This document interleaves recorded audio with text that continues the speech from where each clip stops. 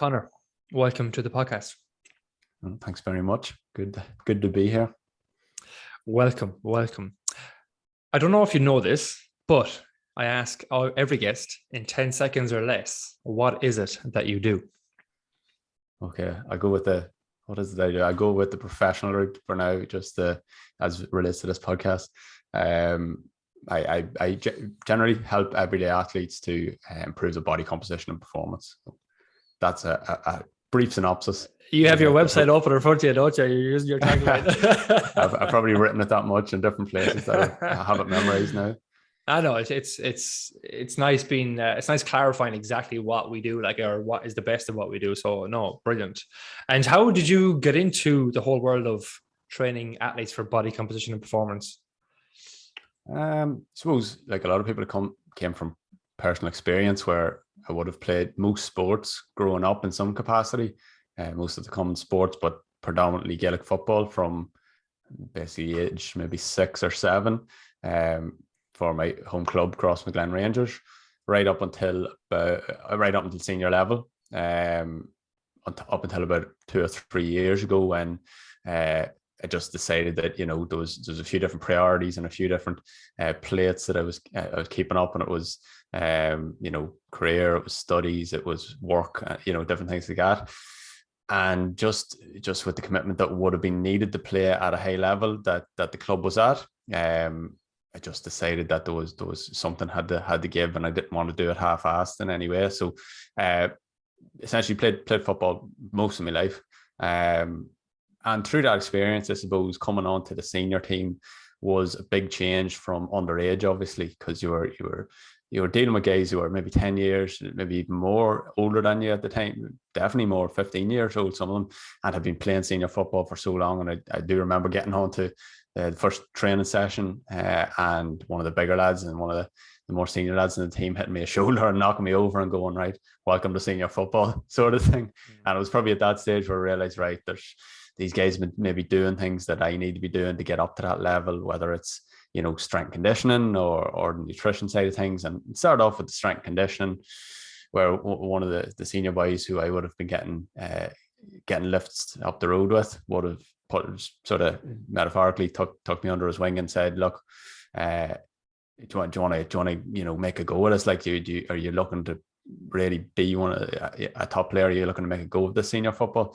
I said, yeah, like, I'm not here to mess about. Like, and he said, right, well, meet me at 6 o'clock tomorrow morning in the university gym down in Belfast. And so I was there, and that was sort of the start of it, where he had given me all his sort of old programs and different things like that. And I sort of got fascinated with looking at the progressions of the gym work and, the history of what all the training he'd done over the past 5 years and different things like that. And it was like just analytically done. And I would be sort of in that mind myself of being that bit analytical.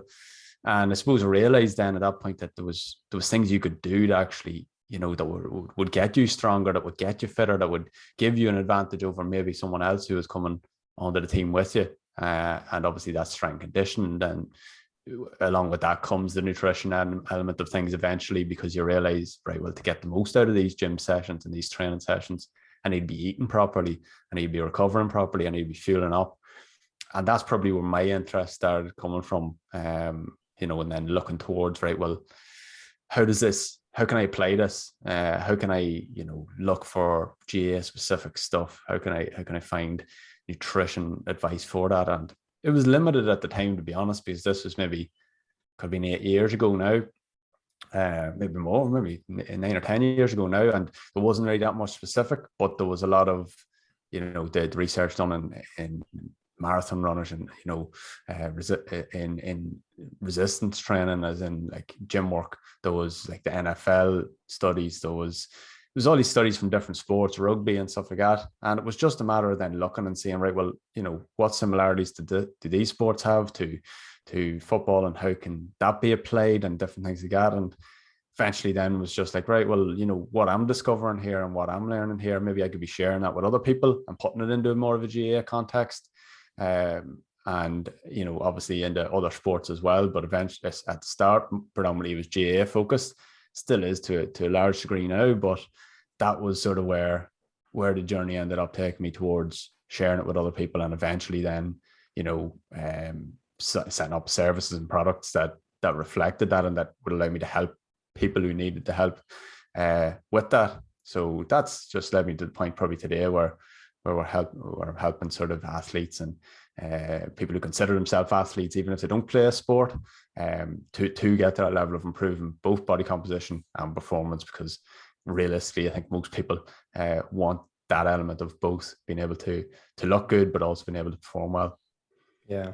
What is your definition of an athlete? Well, I don't really know. There's obviously I've thought about this on a bit of a continuum, because, and this is maybe a bit of a divergence, but there's like, because there's like sports that people consider, or there's things that people would consider sports, but like, are they really sports? You think about the likes of like maybe darts or like golf, and they're like, well, is that a sport or is it a game? So I sort of think of this continuum of like game, sport, athletics. Because then when you look at something like athletics, that's like 100-meter sprint, it's not like there's much skill involved there. It's about power and speed and everything else. Whereas on the game side, there's not much athleticism involved. There's just skill of like throwing a dart or whatever else it is. But in the middle, there's that sport element where it's a mixture of skill and athleticism. So there's kind of that continuum there. But I think probably anyone closer to the sport athletic side of things can consider himself an athlete. Someone who wants to perform better physically is probably considered an athlete, because there's a lot of guys out there, including myself, probably who don't play a sport, but consider themselves athlete because they're pushing the body to the limit. They're trying different things. They're trying to get stronger. They're trying to get fitter, trying to get faster. And I suppose for me, as opposed to, people who maybe focus on one or the other, people who maybe bodybuilding approach, or on the other side, someone who's just focused on performance, I like to see that whole picture, and I like to see that whole package involved. And even if it's somebody who's looking to gain muscle, or looking to lose fat or whatever else it is, I like to have still someone improving their fitness while they're doing that, or someone still getting stronger while they're dropping body fat, or all these different elements. I think there's a place to be improving in all those areas, even if one specific focus is the case at the minute. But I know that hasn't really answered your what is an athlete question, but it's more so. No, I think it has. It's just to see, are we in the same wavelength with things? Because it's a conversation I used to have with clients over the years, especially like when you look at let's say mid-20s to 30s guy who's super strong. He's a bit of training under his belt, and he comes into us and he's just throwing around deadlifts for fun, and he's getting really strong, and he wants to get super lean, or he wants to get super jacked. Like some of the older members will say, and when I say older, I mean like 10, 15 years older. So like those in their 40s or 50s will be looking at him thinking, oh my God, he's X, Y, and Z. Or they'd even classify him as an athlete. And I used to kind of rephrase in their head. I was like, but you're doing the same stuff as him. You're trying to get stronger. You're trying to get fitter. You're trying to change nutritional habits. You're trying to improve your body composition. You're trying to improve your life overall. And it's kind of making them buy into the fact that you are an athlete as well. And I think once, you can argue about it, but once they kind of believe that, it broke down a lot of barriers, I think, in their head as opposed to what they can do. And they stop limiting themselves at little things. And when I say little things, I mean lifting the extra 5 kilos, or fucking, if they have a goal, just go after it rather than thinking, oh, I can't do that or I can't do this. So we kind of, you should just make clients believe, all clients of all ages, of all shapes and sizes, that you are an athlete. If you think you are one, that's great. Type thing, I think that, so it's empowering. I think even I always like to see, I remember when I was doing the marathon in 2019, and I was walking home from after doing it, and there was these guys coming at the back, and a couple of guys and a lady who were really, had a lot of weight on them, but they were coming still running that marathon, which must have been clocking them in at like 6 hours for the marathon. And I was just like, those people are suffering every bit as much as the guys who are running 3 hours, and they're putting as much effort into it, and they're every bit as admirable to me, seeing them coming in and absolutely busting themselves, like battling through the fact that they have an extra 5 stone on than someone else. And, that can eliminate those people from being athletes. Those people are every bit as much of an athlete in the sense of they're trying to sort of better their athletic performance, and they're pushing themselves to the physical limits. And I think probably that's something that should be considered, and something that sounds like what you're talking about with the clients in the gym is that everyone can consider themselves an athlete. It's not the person who's necessarily the fittest or necessarily the elite level. Like it can be just someone who exudes that level of wanting and pushing to get to that physical limit for them. I think I put up an Instagram post a few weeks ago, was like talking about the athlete archetype and like what that would be in society. Why, obviously we have these like archetypes within society, which would be like, the athlete, for example, or you have like the teacher, you have like the sage, you have the carer, you have the mother, you have all these different archetypes within society. And it's like the athlete has always been one of those archetypes. We look back to gladiators and different things like that. There's always been that athlete archetype within society. And I think the purpose of that is sort of showing the physical ability of the human body, and showing that to the rest of society, as if to say, well, geez, if they can do that, there's no reason to put any other limits on what you can actually achieve, just by demonstrating it with the physical side of the human body. I think there's something to be said there for the importance of athletes. It's become a culture within our place now. Like, it's just, clients just push each other on subconsciously by just training as normal. It's nearly it's a normal environment for us now. Like, and even that, there's even little things too. Like when I used to train, if I was training a GAA team for example, like you'd have clients looking at them, and like some of our clients be well ahead a lot of the GAA lads, and it just it reaffirms in their head like that. Oh my God, just because I'm consistent, whatever, I am fucking a lot stronger and fitter than I think I am, and it's an empowerment environment when you and even when you have that mentality for yourself, it's just, you're nearly guaranteeing yourself to progress a lot more than limiting yourself thinking you can't do X, Y, or Z. So that was just something floating around my head before we started. And I know Conor as well, you read a lot of similar stuff to what I read, and I think you're into your stoicism, I believe. I hope. Oh yeah. Do you have an overall, just one question that came to my head, do you have an overall philosophy around training and nutrition? Do you, like, what is your general philosophy, I suppose? Well, I suppose it maybe comes back down to that aspect of having some aspect of everything involved in it. There's people who specialize, in different things. There's people who specialize, as I mentioned, bodybuilding. People who specialize in marathon running. People who specialize, as maybe I have previously in GAA specific. There's people who generalize who work in specifics of everything. I think the philosophy with my own training, and with even the guys who do have specific goals, the philosophy as such that I like to get across is having some aspect of everything involved in there. Having some, even if someone's goal is to, improve their 5K time, well, how can we also, whilst doing that, make you stronger? How can we also, get your body composition to where you want to be, and not overloading it with too many specific goals like that, but just how can we progress something else on? Because when you've beat your 5K time, you're going to want to improve something else anyway. So we might as well have made a head start on that, and improving other things is going to help improve the goal that you're pursuing. If you're thinking about, take an example again of improving your 5K time, that's not going to be only improved by, or it's not going to be optimized by just running 5Ks, or even just running. It's going to be improved by improving your resilience to injury through strength training. It's going to be, improved by improving your strength to weight ratio, by getting your body composition where it needs to be potentially. So all these things work together, I think, and set you up for your future goals as well. So I think if there was any philosophy that I would have, it would be to focus, a lot of your time on the foundations of overall fitness, and maybe spend, a small percentage of your time focusing on what the actual specific goal at this time is. So I suppose that if there was any philosophy, that might be it. Brilliant. What about nutrition? Have you anything else to add on that?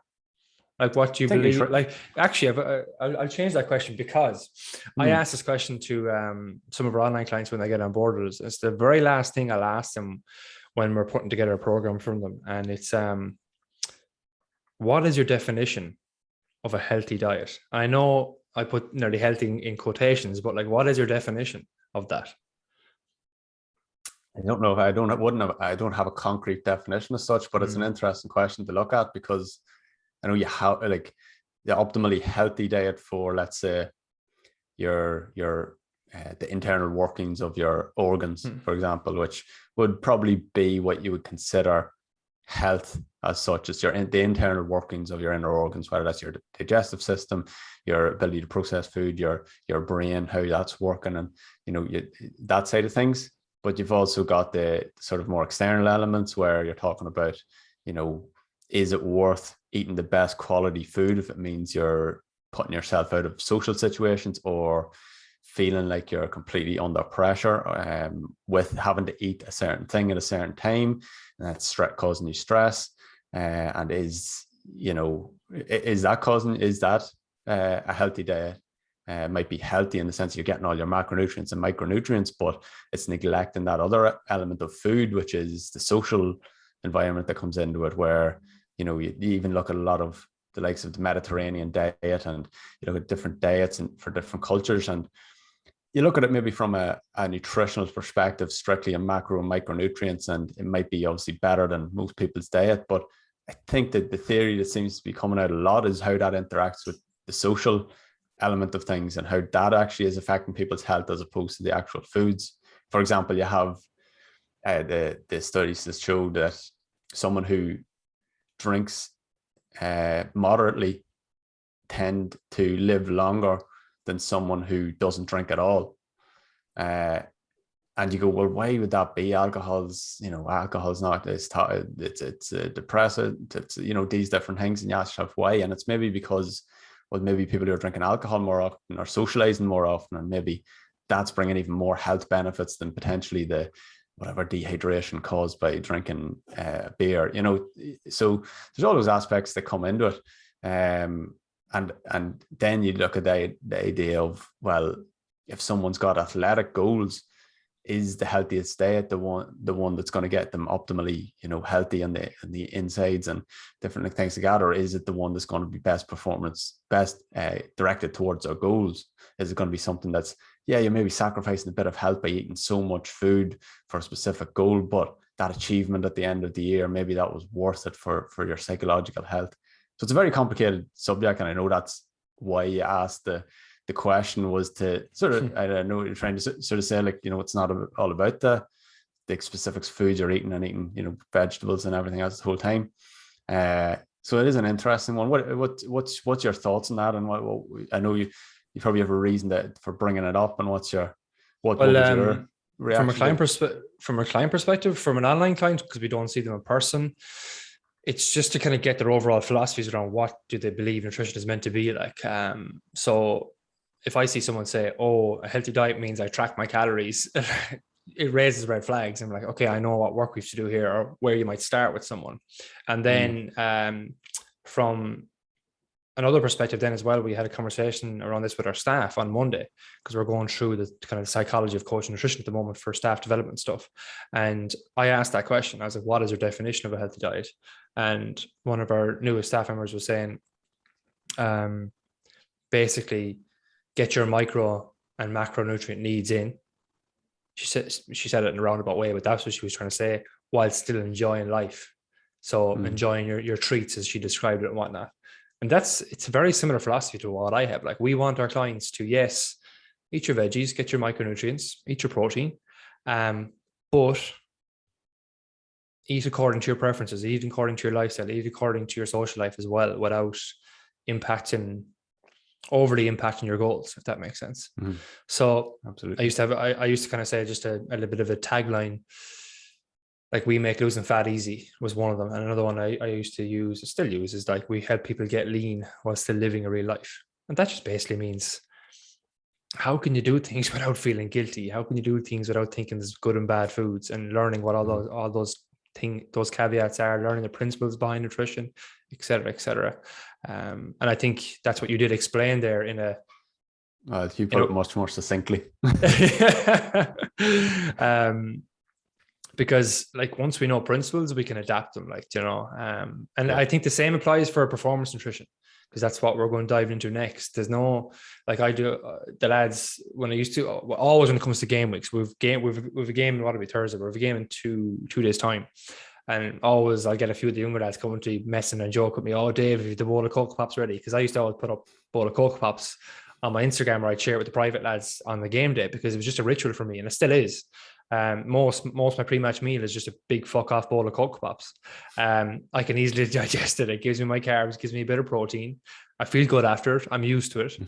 So even now, some of the lads are coming to me in the morning of a game, like a couple of hours worth of game for meat, or an hour at the match, we're like, do you have your Cocoa Pops? It's really becoming a cultural thing. But there needs to be that flexibility there from a performance standpoint too. And it's not all about fucking eat your chicken and your rice and your pasta and just, outdated stuff. So I suppose flexibility is the term we're talking about here. Like, knowing that there's no such thing as good and bad foods. Because like food is food, like food contains calories. You're going to have food that is more micronutrient dense, compared to another food that's less micronutrient dense. And you're going to have your cans of Coke Zero or Monster Zero. There is no calories in those, but they're also lacking in micronutrients. Just like there's a ton of micronutrients in a head of broccoli and there's low calories in it. Just like there's a ton of micronutrients in some almond nuts, but there's a high calorie density in it.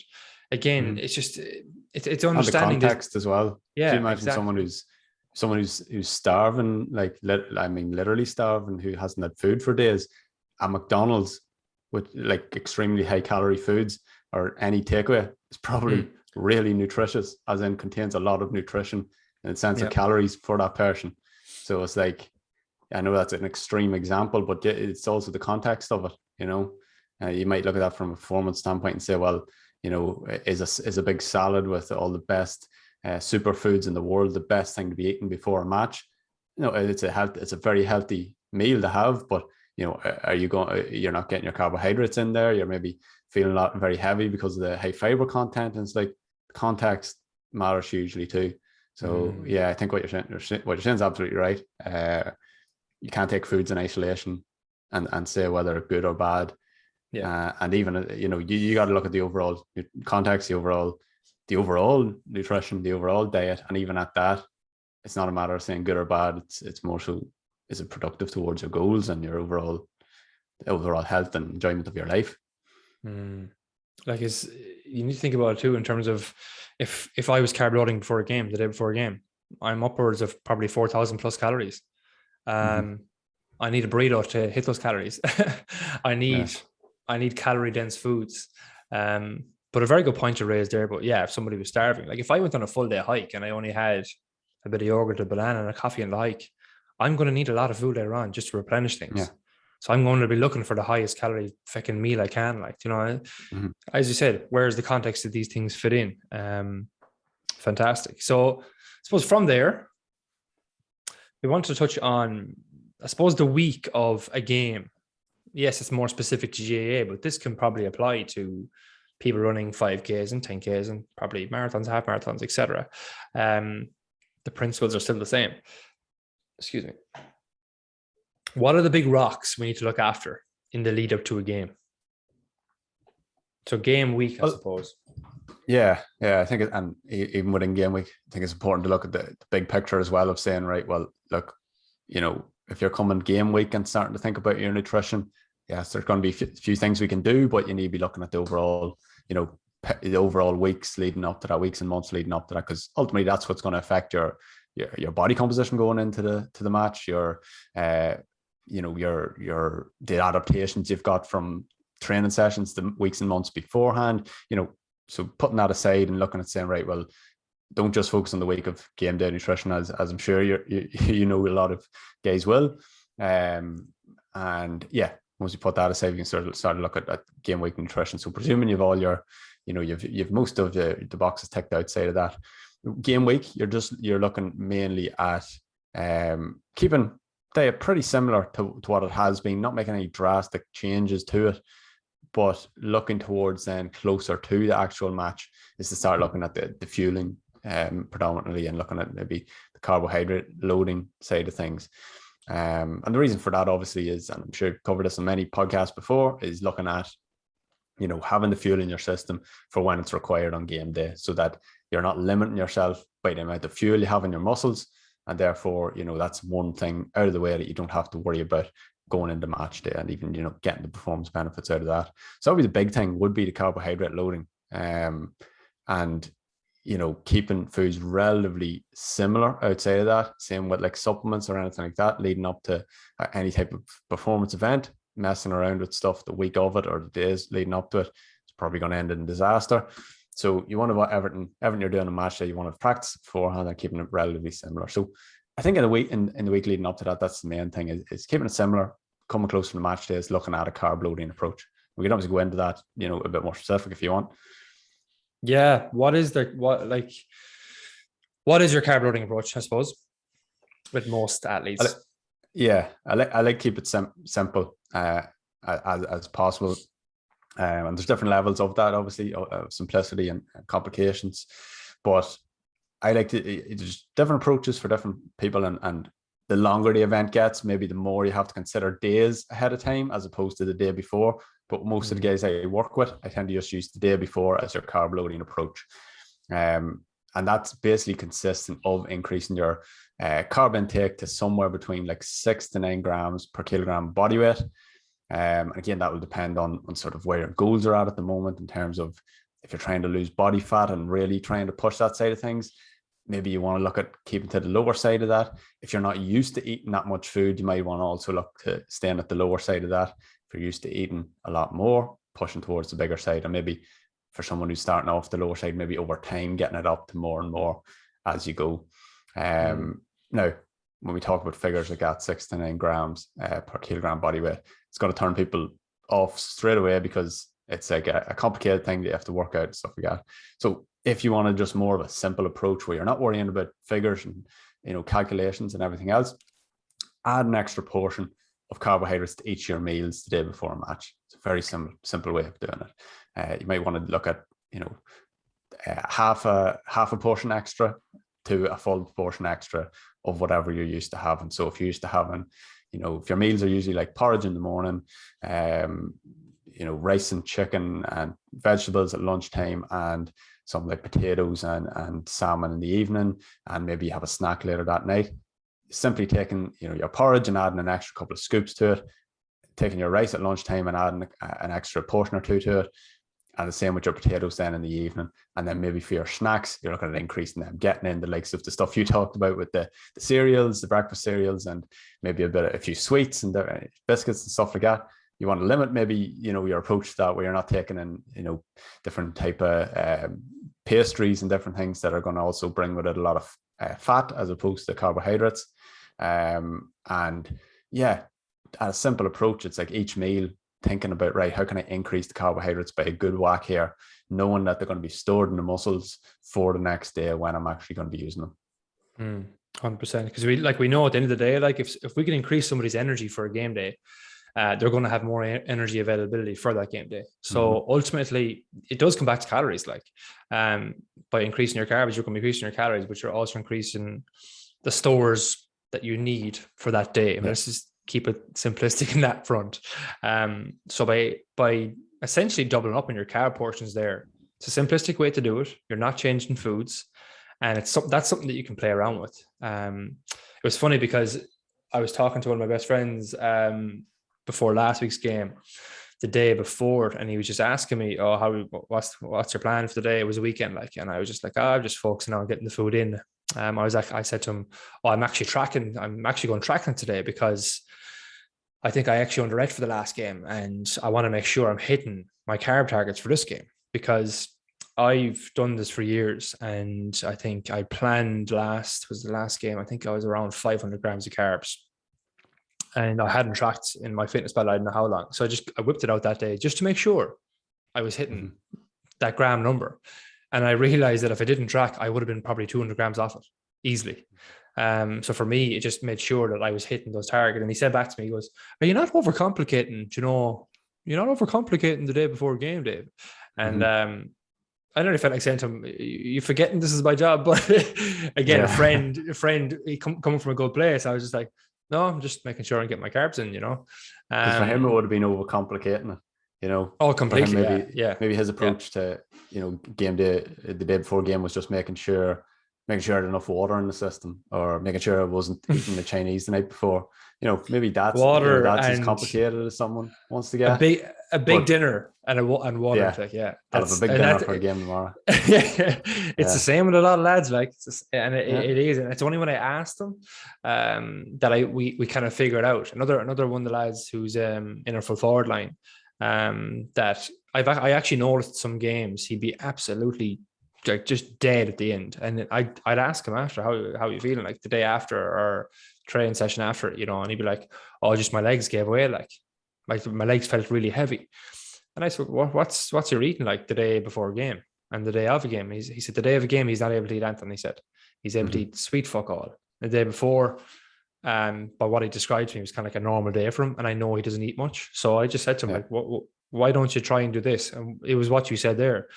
Basically double up in his carbs for each of his main meals. And I got him to do that the day before a game. He's been doing it since.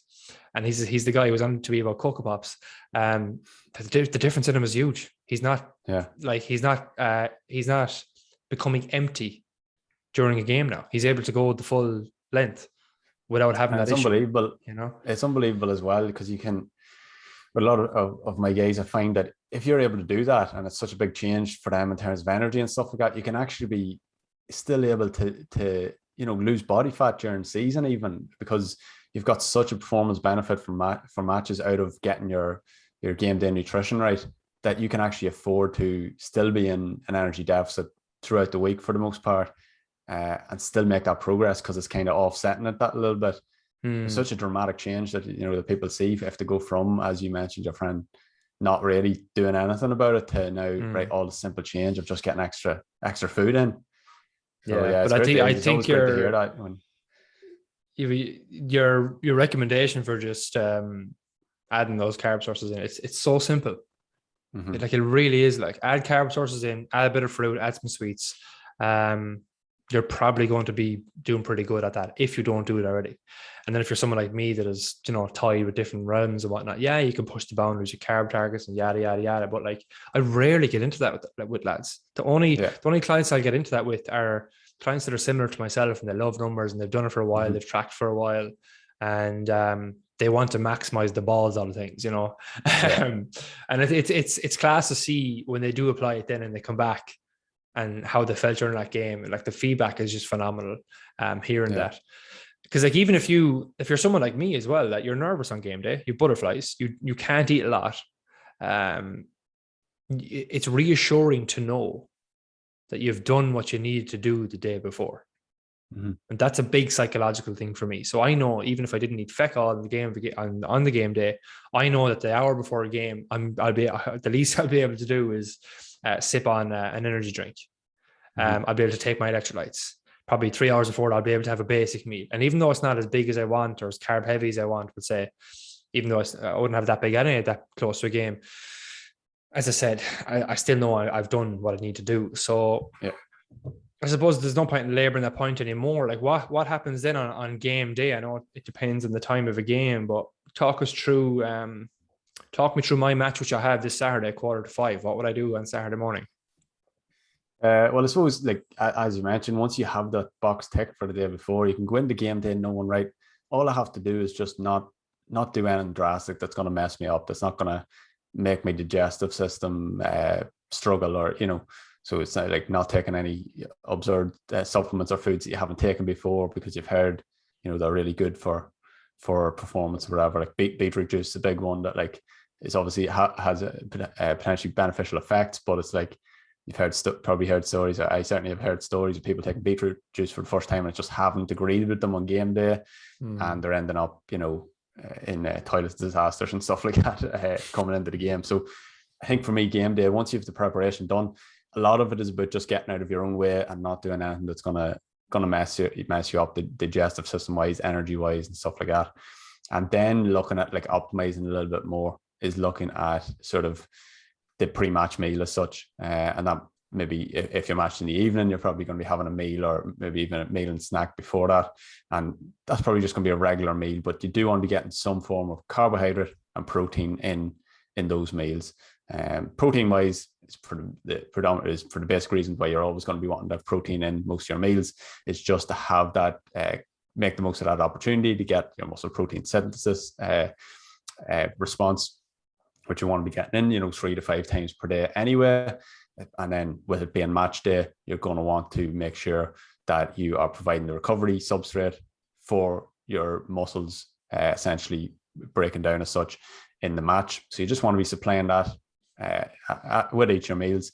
Carbohydrates then on the other hand, you want to be getting in, obviously, because that's just going to be topping up your glycogen stores, topping up your blood sugar levels, are keeping them sort of steady, and just making sure you're having those in each of the meals. And then another point to have is like salt or electrolytes in some capacity within those meals, because you often find that on game day, even someone who maybe is in the position that, like your friend that you're talking about, usually on game day, they're going to be sipping away at water. They're going to be making sure they're drinking a lot of water on game day, and you often find that.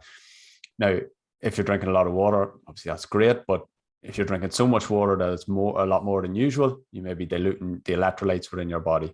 And by diluting the electrolytes within your body, you're diluting those things, which they're called electrolytes because they're sending electrical signals around your body, with one system of which is sending the signal from your brain to your muscle to contract. And if you don't have enough electrolytes in the body, then you're obviously not going to be able to send the signals to the muscles that are going to be, basically affecting your performance in the sense of making the muscles contract when they should be contracting. So you have your protein, you have your carbohydrates, and you have your salts, whether that's salt in your meals or salt in a drink you have beforehand, like an isotonic drink or one you've made yourself, or an electrolyte supplement in some cases as well. So if you have those three things covered within each of your meals leading up to the game itself, particularly the pre-match meal, you're pretty good, you're pretty sweet to go. Things you might want to be avoiding in that sense is things that are going to sit heavily in your stomach. So, high fat and high fiber foods, you're probably not going to want to have a lot of them closer to the game, because they're going to take that a little bit longer to digest, which means they might sit a little bit heavier in your stomach, and they might just delay the carbohydrates and the protein, for example, getting into the system that little bit sort of quicker than you might want. So, that doesn't mean you can't have, a couple of pieces of vegetables within your chicken and rice or whatever you're having before your match. It just means you're not having, half a head of broccoli and a salad on the side with, a fried, deep fried chicken or whatever you're having at that point. So yeah, that's what we'd be looking at predominantly would be things to get in: protein, carbs, salt / electrolytes, things to maybe reduce a little bit on game day, fats and fiber, and it feels heavy in your stomach. Yeah, I think the biggest takeaway for someone there is the last thing you just said, the one that feels heavy in your stomach, because like if you have an evening game, it's probably okay to do that first thing in the morning, like a bowl of porridge, probably fine. But like for me, I know I'm going to have a bowl of porridge and protein powder probably Saturday morning. But my next meal, which is going to be a little bit closer to that game, it'll be probably around 12 o'clock time. I'll probably have a carb heavier meal, protein base, with next little to no fats in that meal, fecal fiber. And then the next meal after that will be more of the same. It'll probably be something very, very simple that I can digest easily, with some bagels, with some raspberry jam that I love, and then depending on the time of the game, I might throw in an extra bowl of Cocoa Pops, but that it depends. Like sometimes, if it's a morning game or an afternoon game, I'll have my meal, I'll have Cocoa Pops. And then an hour before the game and 45 minutes for the game, I'm sipping on a sports drink just to keep carb stores topped up. But you mentioned that as well. You mentioned like a sports drink. You mentioned electrolytes. I'm used to doing that stuff now. So it's easy for me. I know that before a game, I keep my water intake fairly normal. But I'll knock back an electrolyte before the game. And then I'm sipping on the sports drink. But I know that if I have the full sports drink, it's not going to sit well with me. So I'll probably sip a third before a game. I'll probably sip a little bit at the water break at halftime and have the rest after the game. That's what suits me. There's no point in you just taking this information and randomly going to shopping on the way to a game and getting the fucking Powerade and drinking the whole thing. You have to be very, very careful with those things. And on game day, if you have a championship game coming up, or even if you have a non-important game, I wouldn't be trying something dramatically new. Try it out for a training session. Try it out for a challenge game, but go on the easier side for a challenge game. And that brings me into the question of where do you, what are your basic recommendations around sports drinks, caffeine, we'll say, as well as another one, and electrolyte supplements? Yeah, so I think that's, important what you're saying there is like, don't be looking for those wee small things closer to the game when you haven't covered off a lot of the other stuff that's going to make a bigger difference, the pre-match and the day before the match and stuff like that as well. And don't be trying it on the day itself for the first time. But so we talked about the day before the game, talked about sort of pre-match meals, and then you're getting a little bit closer then to the actual game itself, and you're looking at those things that are maybe a little bit more sort of, what would you say, a little bit more last few percent, which is the likes of getting, your isotonic drinks in, which you could go for, your usual Lucozade Sports, Powerade, stuff like that. But you could just as easily make your own, which is just going to be like a carbohydrate powder, something like dextrose, mixed with, a fruit juice of some point, or like a diluted juice, and adding either an electrolyte or like a good pinch of salt to it. And you're going to get pretty much the same sort of a benefit from that as a sports drink you would buy. And what that's going to provide you then is, as you mentioned, a little bit of extra carbohydrate that's just going to be topping up as you're going maybe through the warm-up, that you're keeping the blood sugar levels high. And you don't want to be overdoing it either, because you can get to that point where you've put so much carbohydrate into your system that you are not only struggling to digest it, because there's only a certain amount that your gut can digest at a time, but you're also potentially putting a lot of sugar into your system that's causing maybe that little bit of a rebound with the where you're going to go hypoglycemic, like your blood sugar levels are going to decrease just with your body's reaction to so much sugar in at one time. So yeah, you want to play about with that and see what's the right amount for you. In general, we probably recommend just starting with just sipping on it throughout the sort of warm-up period, and as you mentioned, through halftime and stuff like that, and getting to that point where you're just sipping away on it and sort of seeing how you're reacting to it from a digestive point of view. But I do recommend them, and I think they're a good thing to have in there just at the time when your body's using up the fuel, just to get a little bit more extra in. You might as well. And then obviously caffeine can be a really performance enhancing supplement that you could be adding in, whether that's in the form of something like a coffee or energy drink, or caffeine gum or pill form, whatever else. Obviously things like that have connotations as well, where someone's taking a pill, they might think like that this is somehow going to be magical, or they might think they might have negative sort of connotations with it, where they're thinking, geez, I can't be doing that, or different things like that. So take that with a pinch of salt to your own sort of preference, and then that's going to benefit your performance on the field. Now, with caffeine, you want to obviously be looking at your sleep and making sure that it's not negatively affecting your sleep to an extent that you're not happy with, that's going to affect your performance, where you don't want to be probably doing that multiple times per week. Say for training sessions, for example, if they're in the evenings, you probably don't want to be taking caffeine before them if it's affecting your sleep. But again, if you have a championship final coming up on a Saturday evening, you might be willing to forgo that bit of sleep that night for the performance benefit, especially if you're going to be out in the town anyway. You're not going to be caring too much about your sleep. But that's going to be an individual thing. But as far as supplements go, looking at your caffeine and looking at your carbohydrate supplements, and maybe electrolytes pre-match is going to be covering most of what people are going to require anyway.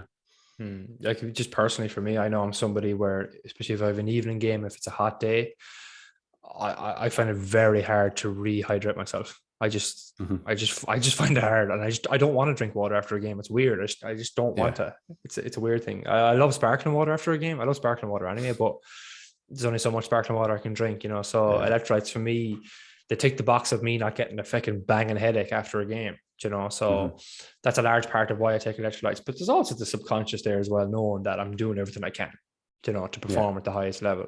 On the caffeine one, I don't think I've ever recommended caffeine for training, just regular training, because, you know, most training happens during 6:30, 7 in the evening. And if you have a game 5, 6 o'clock, it's a trade-off of taking caffeine a little bit later in the day. But to be honest, I think most people do it anyway without even realizing it. And they'll have that argument of, oh, I can sleep and drink caffeine, no problem. But you can sleep, but is it the best? And that's probably no. We're not going to go down that rabbit hole, I don't think. But like a lot of it, again, I wanted this chat, Conor, to be a kind of like, don't overcomplicate it. Make it easy. Apply what's useful for you right now. Try it out, fine tune it, repeat. And that's kind of it. Like, take what is useful, discard what is not, as Bruce Lee once said. And I think that's everything I wanted to cover around game week, game day. The only thing that I want to maybe clarify with you is, do you give any basic recommendations for the game day carb targets depending on the time of the day, or do you just say eat as normal?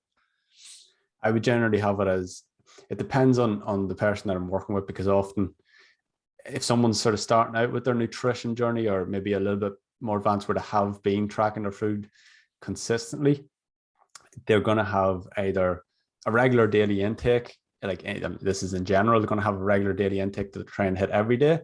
Or if they're a little bit more advanced than that, they're going to have a regular daily intake and a training day intake. So differentiating between the training day and rest day as such, and a carb loading day. So that'll be 3 different intakes. Now, to get to that point, it's probably going to be someone who's a little bit more advanced. So if someone is just at the sort of maybe the basic start of their journey, where they've started tracking food, they're just going to be taking their daily regular intake and having that on match day, knowing that they've had potentially the carb load the day before, that's covering the bases with the fueling. And on the day, all they have to do is not complicated, keep to the same intake that they have been taking every other day of the week. Someone who is already sort of differentiating between non-training and training days, they'll probably have their training day intake on match day itself, still haven't had the carb load the day before. So generally, for anyone who's maybe not tracking, or, you know, to keep it real basic, I would recommend keeping it the same as your regular daily intake. Probably, you know, biasing your fats towards maybe after the match as opposed to before, or if it's in the evening, biasing them to maybe towards the breakfast. So it's obviously different depending on what level someone's at, but for the most part, it's going to be the similar intake on match day, provided that you've maybe had that little bit of extra fuel in the system the day before. Yeah. It can be as simple as, too, like you said, adding an extra carb source to one of those meals. You could, Yeah. Like if you like, I don't know, if you like a certain meal where you have a bagel with it in the morning of a game, having 2 bagels is probably okay, you know. But again, 100%. It's, and if you know that you're going to be, say, for an away match, that you're going to be away for a long time and not going to maybe have a meal that you would usually have at that time, you know, doubling up in the meals beforehand is going to be a good option to have there as well. Brilliant. Yeah, man, I think we've covered everything there. Game week, game day, pre-match meal, with some super practical takeaways around the carbs for the carb loading day. And I love, again, I want to reiterate that point about your carb loading day, because you'll see some confusing stuff out there. And there is a science to this. There is. And you can argue the fact that you could carb load multiple days leading up to a game, but you have to remember the specifics of what sport you play. You play a match for 60 to 70 minutes. You do not need to carb load for probably 5 days in a row before a game. Could you? Yes, you could. Could you do it on a lower volume scale compared to doing a big load the day before? Yes, you could. But we know that if we load the day before, we can maximize glycogen stores at a certain gram per kilo of body weight, but we can also maximize our glycogen stores for the energy required, which is 60, 70 minutes of a field-based sport. And you're maximizing that if you do that the day before, like you said, 69 grams per gram per kilogram per body weight. And I think most people, if they get up to around that 6 gram-ish range, they're doing pretty fucking good.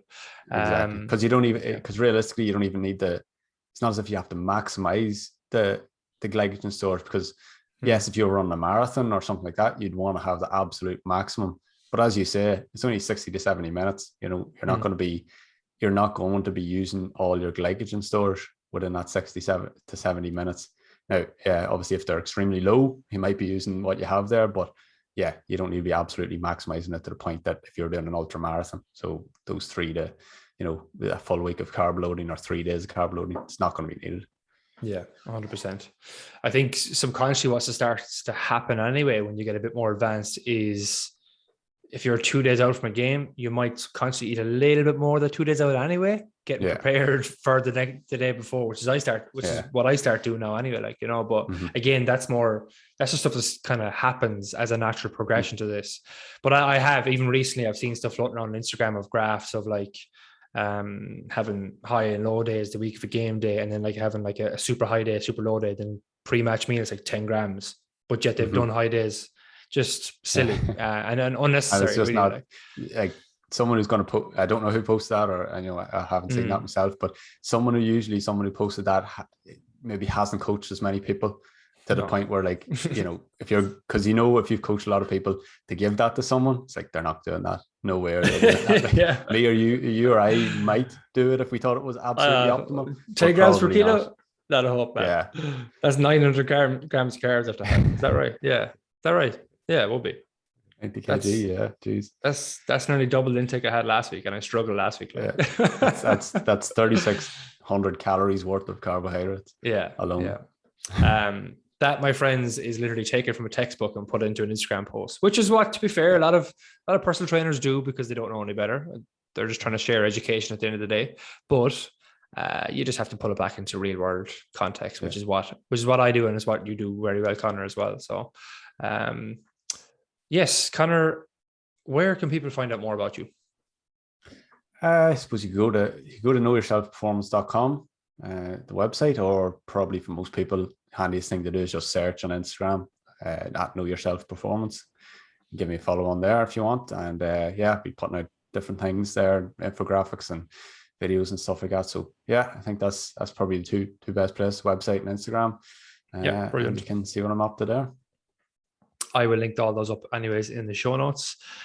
And I think that is it for today, Conor, unless you have any words of wisdom you'd like to leave us with. No, I don't think so. I think we covered everything off there. As usual, like, if you've any further questions, I'm sure you'd be happy to answer any questions people have. But also, you know, if anyone wants to send me a message, I'm more than happy to clarify anything I've said here or any other advice in general. Brilliant. Cheers, man. Thank you for coming on. You're very welcome. We'll chat to you soon.